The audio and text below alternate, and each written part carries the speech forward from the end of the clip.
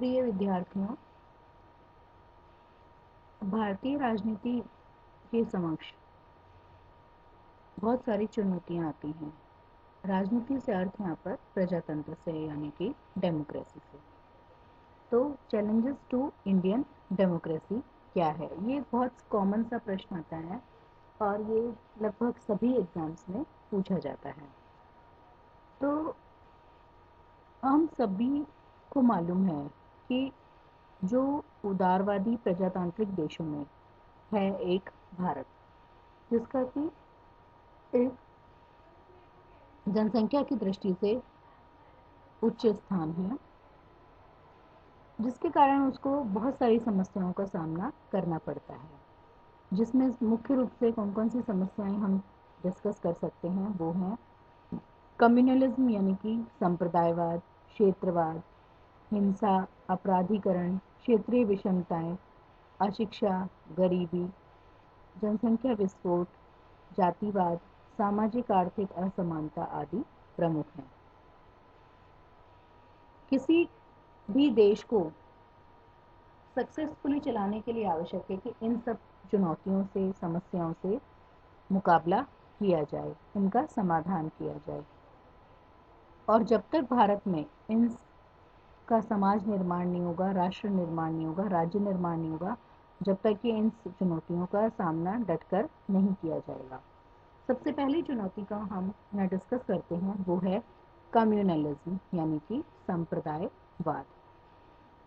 भारत में राष्ट्र निर्माण के मार्ग में बहुत सारी बाधाएं आती हैं, जिसमें मुख्य बाधा जो है वो कम्युनलिज्म है या संप्रदायवाद है, क्योंकि ये निश्चित रूप से एक बहुत बड़ी बाधा है। आफ्टर इंडिपेंडेंस, जब भारत में संविधान के द्वारा एक धर्मनिरपेक्ष राज्य की स्थापना की गई, तो संविधान निर्माताओं में ने यह आशा की थी कि राजनीति को धर्म से अलग हो जाने से हिंदुओं और मुसलमानों के जो पुराने विरोध हैं समाप्त हो जाएंगे। जैसे कि गोखले और उनके जैसे व्यक्तियों का ये मानना था कि अगर हम राजनीति को धर्म से अलग कर देंगे तो जो डिस्क्रिमिनेशन है इनके बीच में वो खत्म हो जाएगा। परंतु ये आशा पूरी तरह से पूरी नहीं हुई और भारत में सांप्रदायिकता का अंत नहीं हुआ। पिछले 5-7 वर्षों में राम जन्मभूमि वर्सेस बाबरी मस्जिद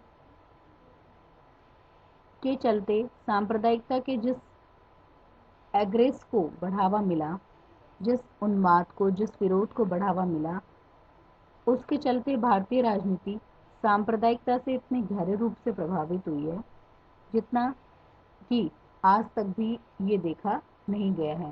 भारत में हिंदू मुस्लिम दंगे बहुत अधिक भड़क जाते हैं और उसमें देश में एक विध्वंसकारी स्थिति पैदा हो जाती है। सांप्रदायिकता के अंतर्गत वे सभी भावनाएं तथा क्रियाकलाप आ जाते हैं जिनके आधार पर किसी विशेष समूह के हितों पर बल दिया जाता है और उन हितों को राष्ट्रीय हितों के ऊपर भी प्राथमिकता दी जाती है। और ये मानना है कि किसी भी भावनाओं और क्रियाकलापों के पीछे स्वार्थ सिद्धि का लक्ष्य होता है। कुछ लोग तो देश में अमन चैन रहना नहीं देना चाहते, इसीलिए वो कहीं ना कहीं ये विद्रोह की ज्वाला भड़काते रहते हैं। भारतीय राजनीति में जो सांप्रदायिकता है वो विद्यमान है। धर्म का प्रयोग राजनीति में जहां एक और तनाव उत्पन्न करने के लिए किया जाता है, वहीं दूसरी ओर प्रभाव और शक्ति अर्पित करने के लिए धर्म को माध्यम बनाया जाता है। जैसे हम सांप्रदायिकता का अर्थ देखें तो उसका अर्थ होता है धर्म अथवा संप्रदाय के आधार पर एक दूसरे के विरुद्ध भेदभाव रखना।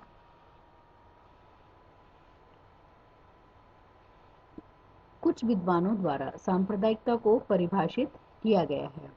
जैसे एएच मैरियम के अनुसार सांप्रदायिकता अपने समुदाय के प्रति वफादारी की अभिवृत्ति की ओर संकेत करती है, जिसका अर्थ है कि भारत में हिंदुत्व या इस्लाम के प्रति पूरी वफादारी रखी जाएगी। डॉक्टर ई स्मिथ के शब्दों में सांप्रदायिकता को आमतौर पर किसी धार्मिक समूह के स्वार्थी, विभाजक और आक्रोशपूर्ण दृष्टिकोण से जोड़ा जाता है। इसी प्रकार अपने धर्म और संप्रदाय को श्रेष्ठ समझना तथा उसके प्रति निष्ठा भाव रखना तथा अन्य धर्मों एवं संप्रदायों के विरुद्ध घृणा रखना, उन्हें हानि पहुंचाना ही संप्रदायवाद कहलाता है। तो क्लियर हो गया कि भारतीय संविधान ने तो संविधान निर्माताओं ने भारत को प्रारंभ से ही धर्मनिरपेक्ष राज्य का दर्जा दिया है, लेकिन फिर भी यहाँ पर किसी न किसी पक्ष के रूप में जो दंगे हैं, सांप्रदायिकता है, वो दिखाई देती है। भारत में मुस्लिम लीग, मुस्लिम मजलिस, इस्लामिक सेवक संघ, मजलिस मुशवरात, हिंदू महासभा, अकाली दल, बजरंग दल, शिवसेना, जो ये संगठन है वो ये क्या ये सब सांप्रदायिक संगठन हैं जो अपने उग्रवादी क्रियाकलापों के द्वारा भारतीय राजनीति को प्रभावित कर रहे हैं। जैसे हम सभी जानते हैं कि महाराष्ट्र में जैसे शिवसेना का बोलबाला है, पंजाब में अकाली दल का बोलबाला है, नॉर्थ जो स्टेट है उनमें हिंदू हैं। तो इस तरह से क्या है कि भारत की राजनीति को छोटे छोटे धार्मिक संप्रदायवाद के आधार पर बांटा गया है। और भारत में संप्रदायवाद की समस्या के लिए जो मूल रूप से जिन कारणों को हम उत्तरदायी ठहरा सकते हैं वो है कि संप्रदायवाद की समस्या के लिए मुसलमानों में एक तो अपने अलग होने की भावना हो गई है, मतलब उन्होंने पृथकतावाद को अपना आधार मान लिया है। दूसरा कारण है मुसलमानों का आर्थिक तथा शैक्षिक पिछड़ापन, लैक ऑफ एजुकेशन है, लिटरेसी की कमी के कारण ये हो रहा है। तीसरा कारण है भारत में सांप्रदायिकता का एक मुख्य कारण भारत के राजनेताओं की मुस्लिम तुष्टीकरण की नीति है। चौथा कारण है भारत में सांप्रदायिकता को पाकिस्तानी प्रचार के द्वारा भी बढ़ावा मिलता है। हिंदू सांप्रदायिक संगठन जैसे हिंदू महासभा है, राष्ट्रीय स्वयंसेवक संघ है, विश्व हिंदू परिषद है, ये सब क्या है धर्मांता की भावनाओं से युक्त संगठनों द्वारा भी सांप्रदायिकता को बढ़ावा दिया जाता है। भारत में सांप्रदायिकता की समस्या का एक प्रमुख कारण सरकार की उदासीनता भी कही जा सकती है और इसका एक कारण दलीय गुटिया तथा चुनावी राजनीति भी कही जा सकती है कि कुछ दल क्या करते हैं, उनका मोटो ये होता है कि भारत को सांप्रदायिकता के आधार पर बांटा जाए और उकसाया जाए और उसमें राष्ट्रीय एकता को खतरा पहुंचाया जाए। सांप्रदायिकता के दुष्परिणाम भारत में देखने को मिलते हैं, जैसे सांप्रदायिकता ने राष्ट्रीय एकता के लिए सर्वाधिक घातक सिद्ध हुआ है, इसने भारत की एकता को लगातार तकलीफ पहुंचाई है। दूसरी बात आती है कि सांप्रदायिकता के कारण राष्ट्रीय सुरक्षा को खतरा उत्पन्न हो गया है, देश में राजनीतिक अस्थिरता उत्पन्न हो जाती है। संप्रदायवाद के आधार पर होने वाले जो दंगे हैं वो अनेक व्यक्तियों की इसमें जानें चली जाती हैं, जान माल का नुकसान होता है, धन की राष्ट्रीय संपत्ति को भी नुकसान पहुंचता है, बहुत सारे व्यक्ति घायल हो जाते हैं, बहुत सारे व्यक्तियों की मृत्यु तक हो जाती है। इसमें जैसे बताया मैंने आपको कि जान माल का भी नुकसान होता है, दुकानें जला दी जाती हैं, मतलब वो एक मॉब होता है, भीड़ तंत्र होता है जिसको कोई विवेक नहीं होता, वो विवेक शून्य तरीके से कि इसका क्या दूरगामी प्रभाव निकलेगा उसको कोई मतलब नहीं होता और वो सांप्रदायिकता फैलाता है। सांप्रदायिकता देश के विकास में बाधा पहुंचाती है, संप्रदायवाद समाज की एकता में बाधक होता है।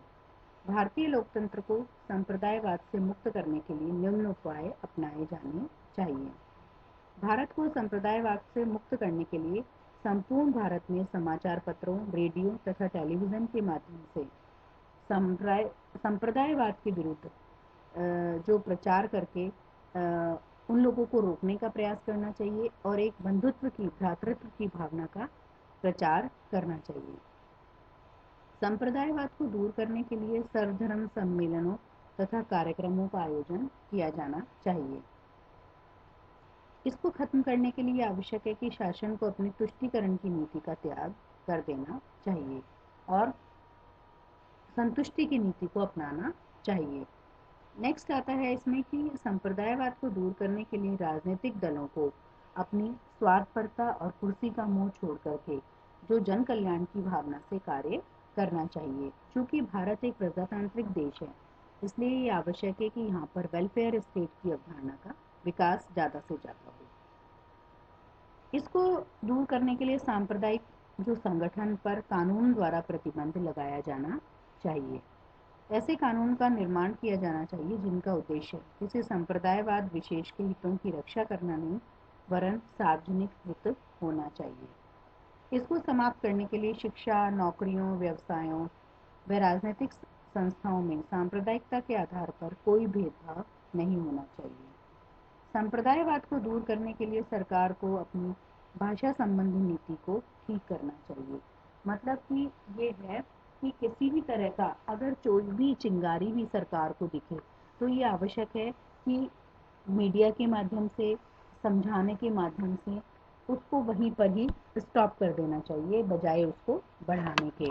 तभी जो है, जो आगे कोई भी जो ताकत है वो उग्र रूप धारण करे, उसको वहीं पे ही दबा देना चाहिए।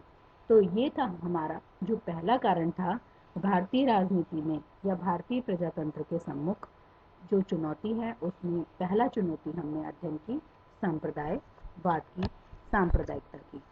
अगले वीडियो में हम अगली चुनौती रीजनलिज्म यानी कि क्षेत्रीयतावाद की चर्चा करेंगे। Thank you.